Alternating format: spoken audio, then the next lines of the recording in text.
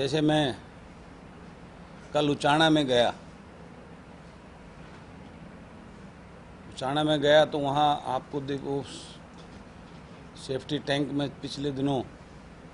4 युवाओं की जिस प्रकार से एक वो मौत के कुएं में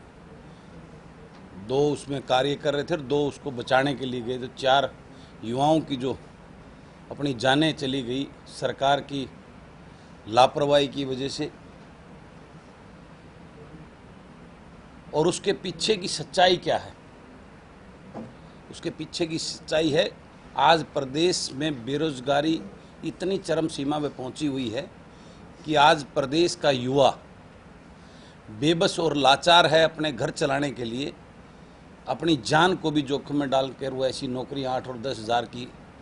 डीसी रेट पे, जिसको कहते हैं कॉन्ट्रैक्ट की नौकरियां करने को मजबूर हो रखे हैं।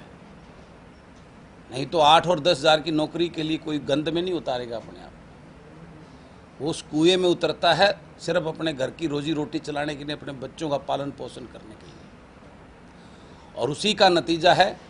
कि उस कुएं के अंदर जहरीली गैस से वो दोनों जो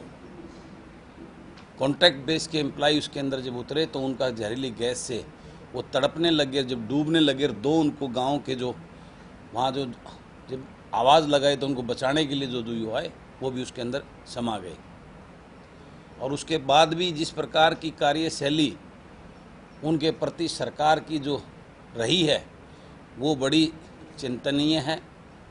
और वो गंभीर है। मैं माननीय मुख्यमंत्री जी को आज पत्र भी लिख रहा हूँ उसके ऊपर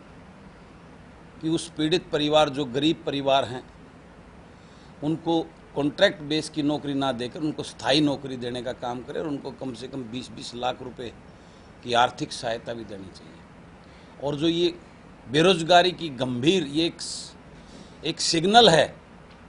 उन युवाओं की मौत। और ऐसा ही हादसा पिछले 4 साल लगभग 4 साल पहले सेम हादसा रोहतक में भी हुआ था और उस टाइम भी सरकार ने इससे आगे ऐसी घटना ना होने के जो है ना सरकार ने बड़ी बड़ी बातें की थी। रोहतक के हमारे एक स्वयं मंत्री जी ने बड़े बड़े दावे भी किए थे उस टाइम आगे ना करने का, और उसकी वही रिपीट सेम जो है ना उकलाना के अंदर हुई है। तो माननीय मुख्यमंत्री जी को इसकी चिंता करते हुए युवाओं के रोजगार की प्लानिंग करनी चाहिए, क्योंकि आज जिस प्रकार से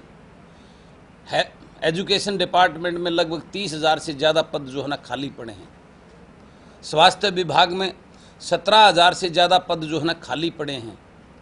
हरियाणा पुलिस में 20,000 के 21,000 के करीब जो है ना ऑन रिकॉर्ड उनके पद खाली पड़े हैं। इसी प्रकार के सभी विभागों के अंदर जो है ना अनेकों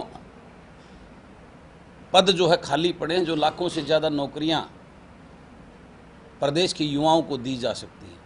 हालांकि बेरोजगारी का जो आंकड़ा है वो लगभग जो इस टाइम आया है वो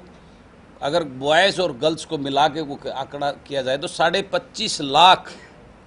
युवा आज प्रदेश के अंदर बेरोजगार हैं। लेकिन उनमें से